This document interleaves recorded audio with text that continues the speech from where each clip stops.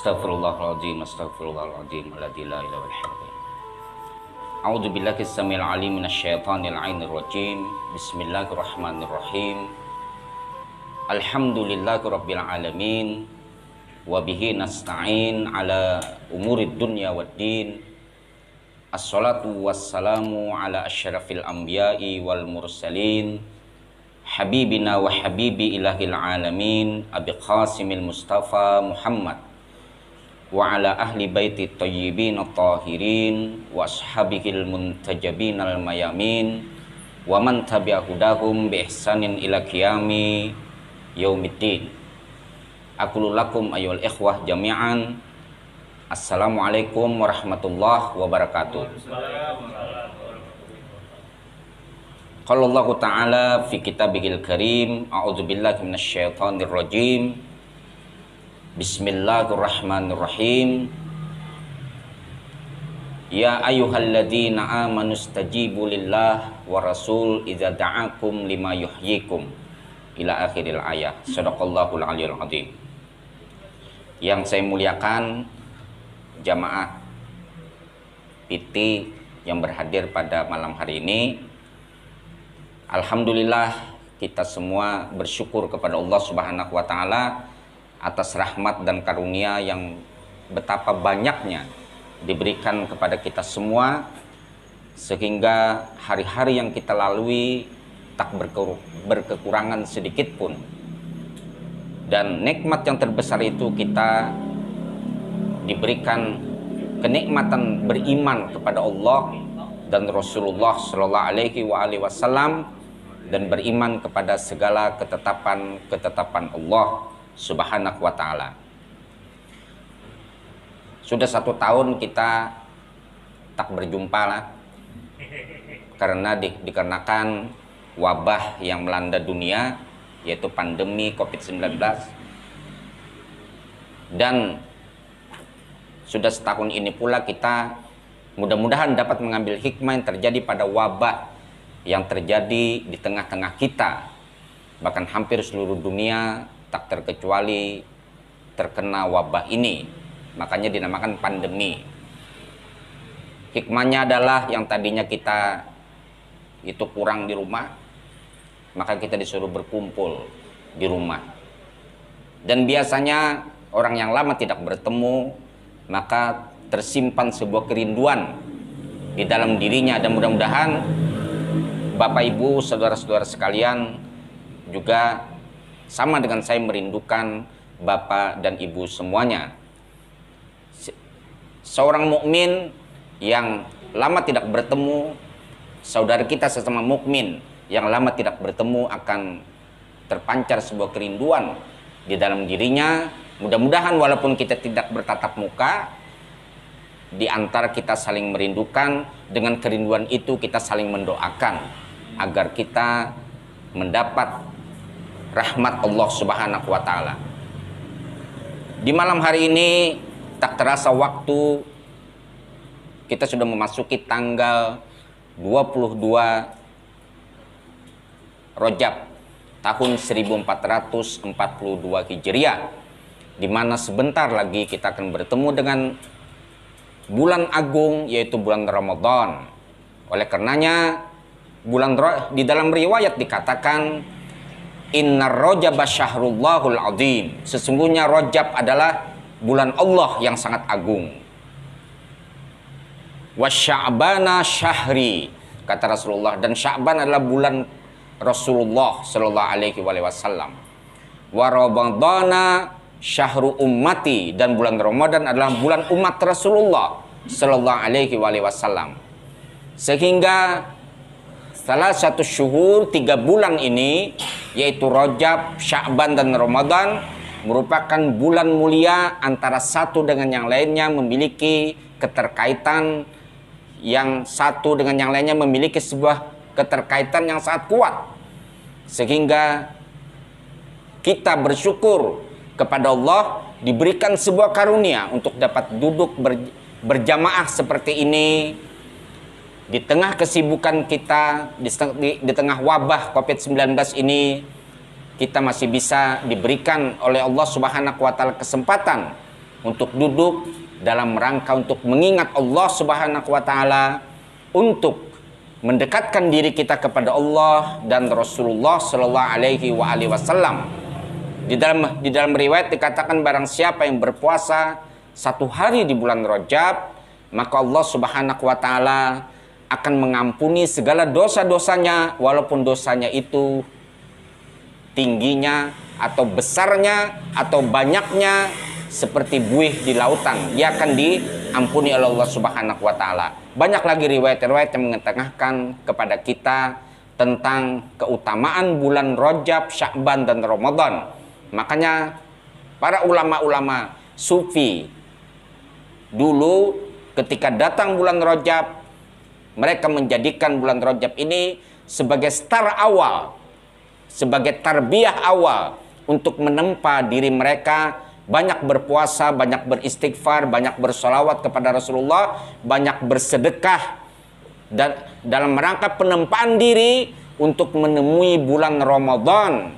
Bulan Ramadan adalah merupakan bulan madrasah ruhiyah bagi hamba-hamba Allah Subhanahu wa taala, di mana di bulan tersebut dibukakan berbagai pintu rahmat yang dimulai start pendidikannya dimulai dari bulan Rajab. Akan tetapi saya tidak membahas itu pada malam hari ini. Itu hanya sekedar pembukaan, dan beruntunglah kita diberikan umur panjang, kita bertemu dengan bulan Rajab. Saudara-saudaraku sekalian rahimakumullah, santai aja kita lah. Di dalam sebuah riwayat, ini saya akan menyampaikan ini ya. Di dalam sebuah riwayat Rasulullah Shallallahu alaihi wasallam duduk bersama menantu beliau, yaitu Sayyidina Ali karamallahu wajhah. Dan kemudian Rasulullah Shallallahu alaihi wasallam memberikan sebuah tawaran terhadap Sayyidina Ali karamallahu wajhah. Wahai Ali, aku ingin menawarkan terhadapmu 2 hal. Dari 2 hal ini pilihlah di antara 2 hal ini apa yang engkau cintai atau engkau kehendaki. Rasulullah Shallallahu alaihi wasallam berkata terhadap Sayyidina Ali karamallahu wajhah, wahai Ali, aku menawarkan terhadapmu yang pertama 6.000 ekor kambing. Yang kedua 6.000 kalimat. Di mana di antara tawaranku ini yang engkau pilih, wahai Ali? Maka Sayyidina Ali karamallahu wajhah berkata dan menjawab pertanyaan Nabi tersebut, aku memilih 6.000 kalimat wahai Rasulullah Shallallahu alaihi wasallam. Dan ada juga dalam riwayat itu 3 ditawarkan Nabi. Yang pertama 6.000 ekor kambing, yang kedua 6.000 dirham, yang ketiga 6.000 kalimat. Tetapi Sayyidina Ali memilih yang 6.000 kalimat. Jika sekiranya tawaran ini mungkin ditawarkan kepada kita lah, ya lah 6.000 ikong kambing gitu nah, 6.000 dikali 1 juta aja seikong ya lah, ya kan? Nah itu ditawarkan atau 6.000 dirham. Kalau dikuruskan pada hari ini sudah berapa puluh miliar itu dikuruskan. Nah maka Sayyidina Ali tapi memilih 6.000 kalimat. Karena Sayyidina Ali memilih 6.000 kalimat, maka Rasulullah Shallallahu alaihi wasallam tersenyum dan bergembira. Terlihat rasa kegembiraan di wajah Rasulullah melihat Sayyidina Ali karamallahu wajhah memilih 6.000 kalimat tersebut. Wahai Ali, aku akan memberikan kepadamu 6.000 kalimat yang aku ringkas menjadi 6 kalimat. Ya kan?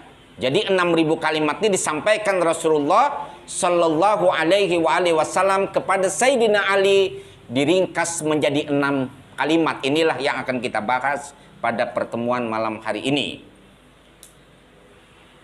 Fa inni mukhallasahu fi sitti kalimat. Sesungguhnya aku, ujar Rasulullah, akan meringkas 6.000 kalimat ini dengan 6 kalimat. Yang pertama, ya Ali, wahai Ali, idza ra'aitan nas yashtagiluna bin nawafil ishtagil anta bil faraid.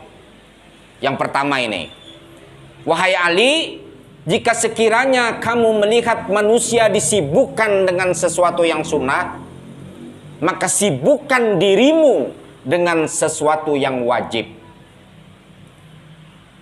Ini terbukti hari ini kan, orang perkara sunnah berdebatnya bukan main, bahkan saling membid'ahkan. Padahal itu perkara sunnah, sibuk orang perkara sunnah. Yang harus kita dahulukan itu adalah perkara faraid, yang wajib.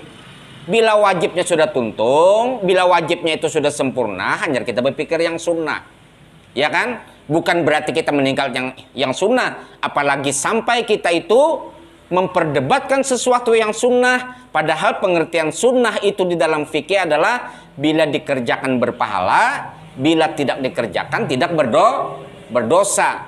Wajib itu apa? Wajib itu kalau dikerjakan berpahala, ditinggalkan berdosa.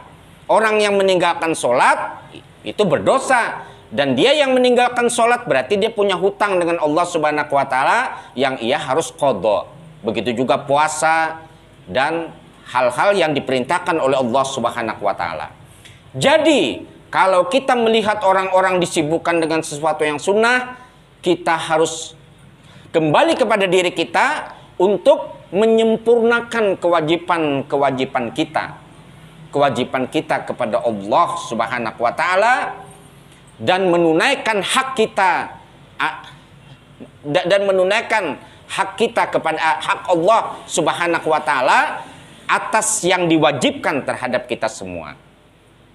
Begitu juga sesuatu hal yang bukan ibadah mahdhah, yaitu ibadah ghairu mahdhah yang berupa muamalah. Karena dalam satu riwayat dikatakan bahwa kalau kita bersalah kepada Allah Subhanahu wa Ta'ala, kalau kita berbuat dosa kepada Allah Subhanahu wa Ta'ala, rahmatullah wasi'at kulla syai'. Rahmat Allah Subhanahu wa Ta'ala meliputi segala sesuatu. Sebesar apapun kesalahan kita kepada Allah Subhanahu wa Ta'ala, lebih besar Allah Subhanahu wa Ta'ala membukakan pintu ampunannya. Bahkan di dalam hadis qudsi dikatakan, Allah berfirman, sabaqat rahmati ala ghadabi. Sesungguhnya rahmatku itu mendahului murkaku. Salah satu daripada sifat Allah Subhanahu wa Ta'ala, salah satu dari nama Allah Subhanahu wa Ta'ala apa? Al-Jabbar, Al-Azizul Qahar, yang maha murka, yang maha memaksa. Tetapi nama-nama Allah Subhanahu wa Ta'ala yang ditonjolkan adalah sifat Rahman Rahim Allah. Tetapi ketika bersalah dengan sesama manusia, maka itu tidak bisa diampuni kecuali dia meminta maaf kepada manusia tersebut. Jika kita memiliki sebuah kewajiban untuk meminta maaf dari kesalahan-kesalahan yang kita lakukan kepada sesama kita, maka disegerakanlah untuk meminta maaf kepada sesama manusia kita. Karena nanti di akhirat dosa dengan sesama manusia, jika hal yang demikian itu tidak direlakan oleh yang bersangkutan, maka seluruh ibadah kita itu akan diberikan, pahala-pahala ibadah kita itu akan diberikan terhadap orang yang menanggung sebuah kejoliman kita yang kita lakukan. Itu yang pertama ya. Jadi apabila kita melihat manusia disibukkan dengan sunnah, hal-hal yang sunnah, sibukkan diri kita, sempurnakan dulu yang wajib. Itu ya, yang pertama. Yang kedua, ya Ali, idza ra'aitan nas yashtagiluna bi'uyubin nas, ishtagil anta bi'uyubi nafsik. Wahai Ali, jika sekiranya engkau melihat manusia disibukkan dengan aib-aib manusia yang lainnya, ishtagil anta bi'uyubi nafsik, sibukkan dirimu wahai Ali dengan aib-aib dirimu. Artinya apa? Ini semua terjadi ya. Ada satu pepatah mengatakan, gajah di pelupuk mata tidak terlihat, semut di seberang lautan sangat jelas terlihat. Artinya apa ini? Gajah yang besar tak terlihat, sementara semut yang kecil di seberang lautan terlihat. Kalau kita mau mengintrospeksi diri kita, dari kita turun dari rumah tadi saja, mau kita untuk bertafakur, duduk sejenak, berpikir, seberapa besar dosa yang telah aku lakukan kepada Allah dan dosa-dosa yang aku lakukan kepada sesama manusia. Mungkin dari bangun pagi sudah berapa ratus ribu dosa dan kesalahan-kesalahan kita. Tetapi kita tidak melihat itu. Bahkan ada orang yang berdosa sambil tertawa. Ada orang yang berdosa sambil bangga, seakan-akan sebuah perbuatan dosa itu sesuatu kemuliaan. Bahkan dia terbahak-bahak tertawa terhadap dosanya.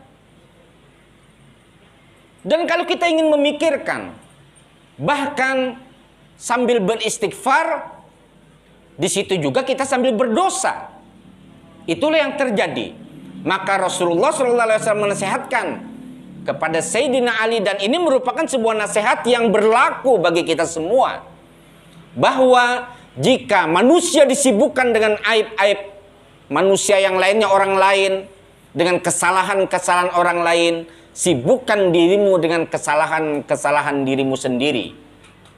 Itu yang dikatakan oleh Rasulullah Sallallahu Alaihi Wasallam.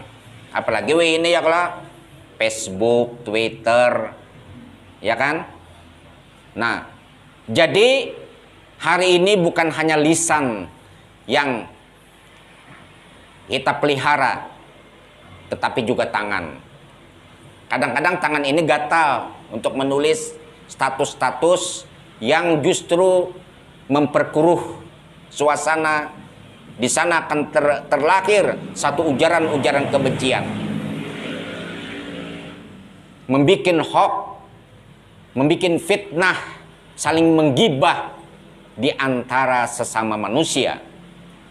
Bertebaran status-status, bahkan kita bangga apabila status itu berpotensi untuk menggibah manusia, sementara status-status yang di media sosial itu banyak like-nya itu banyak sampai beribu-ribu, kita bangga.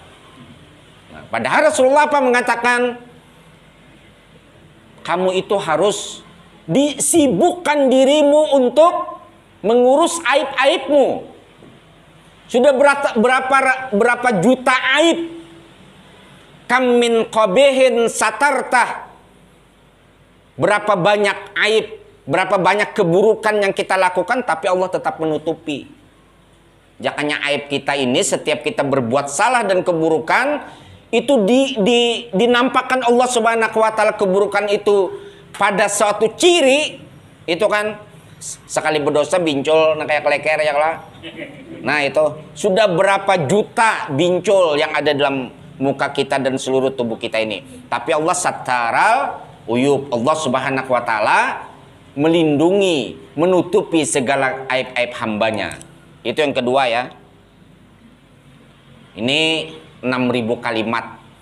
6.000 kalimat diringkas Nabi Sallallahu Alaihi Wasallam menjadi 6 kalimat.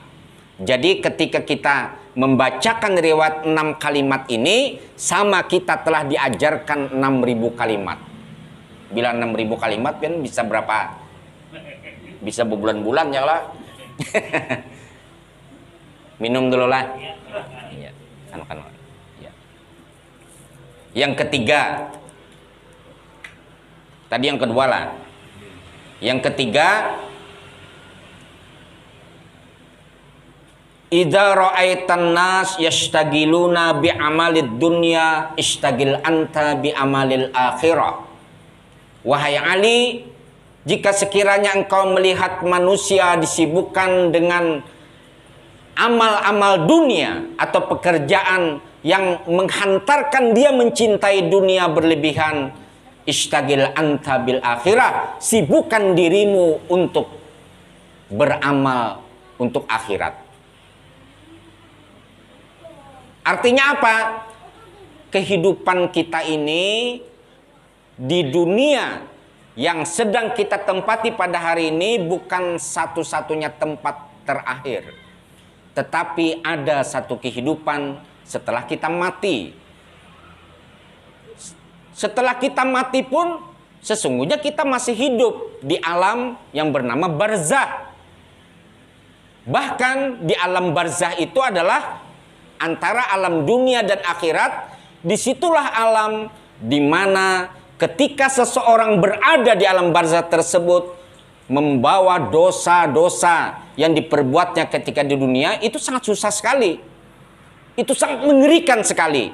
Makanya di dalam ajaran Islam, ketika mayit sudah dikuburkan menjelang maghrib, kita disunahkan untuk sholat wahsyah namanya. Sholat hadiah untuk mayit 2 rakaat. 2 rakaat untuk dihadiahkan terhadap mayit, karena pada malam pertama itu adalah malam yang sangat mengerikan. Insya Allah pada satu kesempatan, bila ada umur lah, satu kesempatan dan kita berjumpa kembali, saya akan khusus menjelaskan tentang alam barzah ini. Malam pertama itu adalah malam yang sangat mengerikan. Kita mengenal Sayyidah Khadijatul Kubra, istri agung Rasulullah, yang dikatakan sebagai Sayyidatu Zaujatil Mursalin, penghulu dari segala istri para nabi. Ketika detik-detik terakhir ajal beliau meminta terhadap putri beliau, Sayyidah Fatimah Zahra, wahai putriku, sampaikan terhadap ayahmu Rasulullah, aku minta bahwa aku sangat takut menghadapi alam kubur. Mintakan kepada Rasulullah Sallallahu Alaihi Wasallam sorban beliau sebagai kain kafanku, karena aku sangat takut untuk menghadapi alam kubur. Itu Sayyidah Khadijatul Kubra yang kain kafannya langsung dihadiahkan dari surga, dari Allah Subhanahu wa Ta'ala, yang disampaikan kepada malaikat, diberikan kepada Rasulullah sebagai kain kafan Sayyidah Khadijatul Kubra. Beliau masih merasa takut di alam kubur, ya kan? Oleh karenanya, sediakan bagi kita waktu. Makanya Rasulullah SAW mengatakan, at-tafakkurus sa'a khairum min ibadatis sana. Berpikir sesaat itu lebih baik daripada ibadah setahun. Artinya apa? Sesekali kita dalam kehidupan ini, 7 hari dalam seminggu ini, kita sediakan waktu sesaat untuk merenungi diri kita, sejauh mana amal-amal kita buat sangu kita nantinya di akhirat. Di barzah saja itu, waduh, luar biasa. Luar biasa itu anunya, mengerikannya. Tetapi bagi orang-orang yang beriman, insya Allah itu dijamin oleh Allah Subhanahu wa Ta'ala, oleh Rasulullah SAW, dia tidak mungkin masuk neraka. Tetapi siksa kubur itu tidak bisa dihindari. Makanya orang beriman itu siksanya itu didahulukan.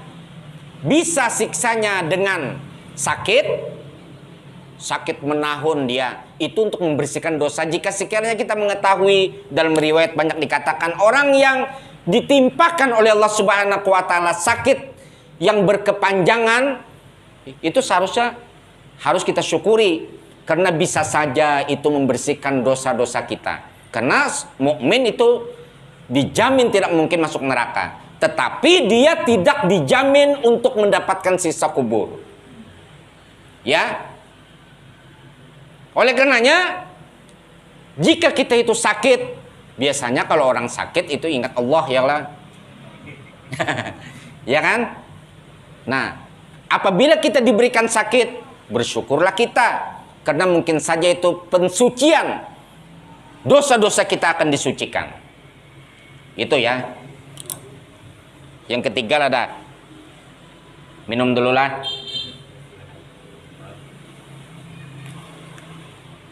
Kemudian yang keempat, ya Ali, idza ra'aitan nas bitazzinid dunya istagil anta bitazzinil akhirah.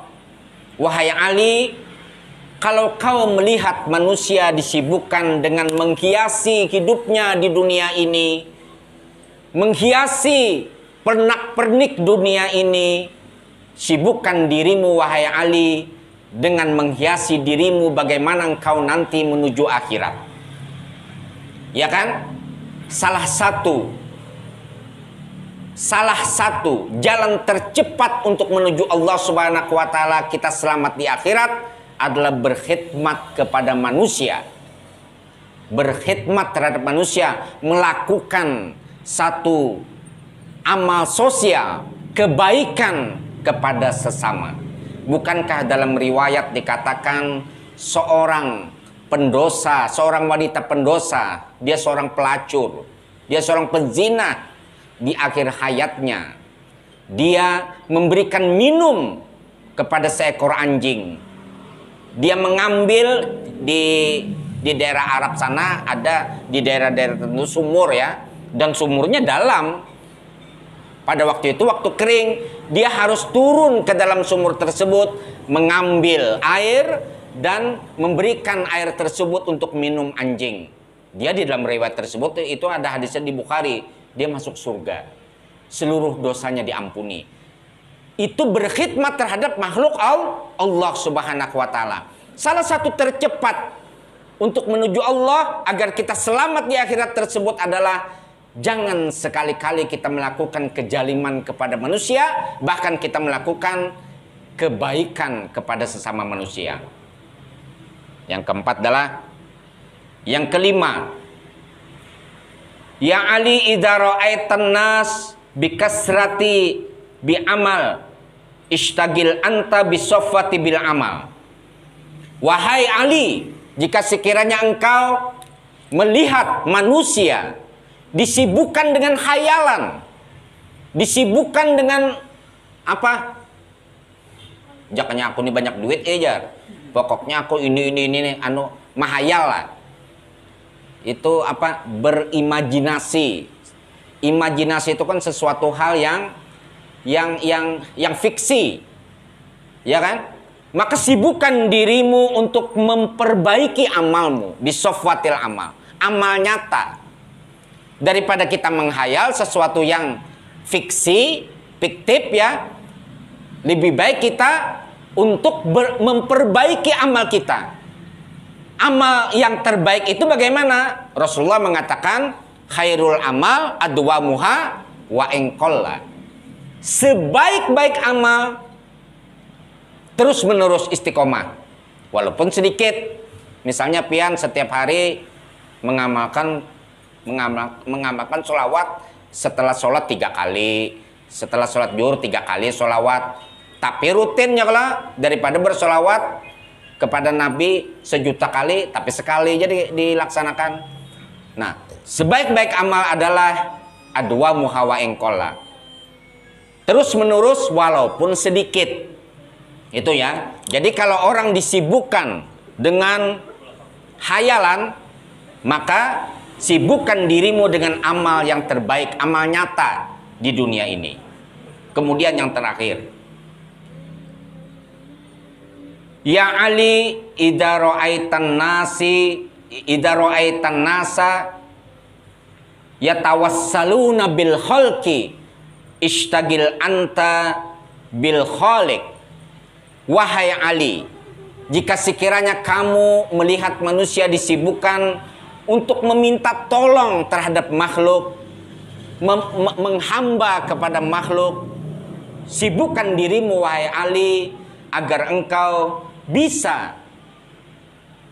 menetapkan dirimu satu-satunya yang dapat digantungi harapan adalah Allah Subhanahu wa taala.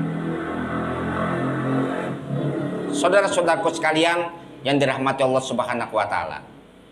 Imam Ali karamallahu wajhah pernah mengatakan begini. Begitu susahnya hidup, begitu sulitnya menjalani hidup ini, tetapi tidak ada satu kesulitan yang paling sulit bagiku terkecuali berharap terhadap manusia. Jadi berharap terhadap manusia dikatakan oleh Sayyidina Ali adalah sesuatu hal yang hidup yang sulit. Itu kan di dalam hidup ini terkadang kita mengeluh, ya kan? Habis itu kita mengeluhkan terhadap seseorang, datang kepada seseorang untuk mengeluhkan segala problem-problem kita. Oh, ternyata orang yang kita keluhi juga lebih banyak permasalahan-permasalahannya. Akhirnya yang tadinya kita berharap untuk mencari solusi, untuk mencari jalan keluar dari permasalahan-permasalahan yang kita keluhkan kepada manusia, ternyata manusia tersebut juga mengeluh terhadap kita. Kalau ingin mengeluh, mengeluhlah terhadap pencipta kita. Jika engkau wahai Ali disibukkan, manusia itu disibukkan untuk mengeluhkan permasalahannya kepada manusia, keluhkanlah permasalahanmu kepada Allah Subhanahu wa taala. Saudara-saudaraku sekalian yang dirahmati Allah Subhanahu wa taala, inilah 6.000 kalimat yang ditawarkan oleh Rasulullah sallallahu alaihi wasallam terhadap Sayyidina Ali, yang ditawarkan oleh Rasulullah 3. Yang pertama 6.000 ekor kambing, yang kedua 6.000 dirham, yang ketiga 6.000 kalimat.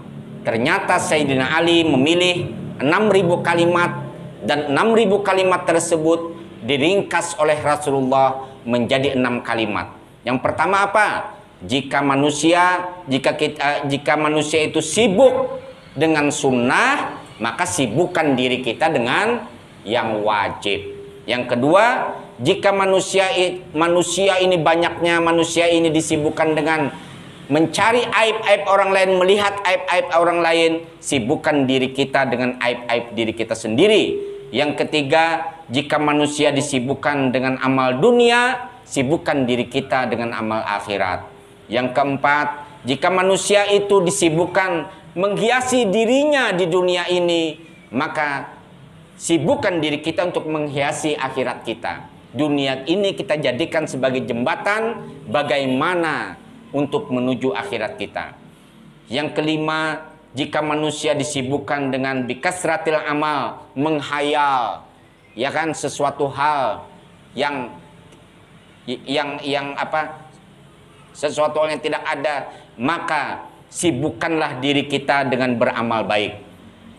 Yang keenam, jika manusia disibukkan untuk bergantung, mengeluhkan segala keluh kesahnya kepada manusia yang lainnya, maka sibukkan diri kita. Kalau kita ada problem, mengeluhlah dengan Allah Subhanahu wa taala. Marilah bermunajat kepada Allah Subhanahu wa taala.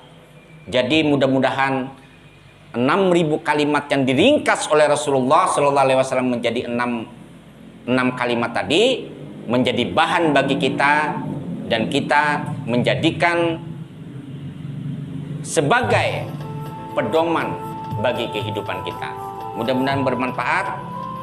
Sebelum kita tutup, mari kita bersama-sama berdoa kepada Allah Subhanahu wa taala. Semoga Allah Subhanahu wa taala akan menjadikan pertemuan kita di malam yang mulia ini menjadi pertemuan yang menjadi amal soleh untuk kehidupan kita menuju barzah sampai ke akhirat kita.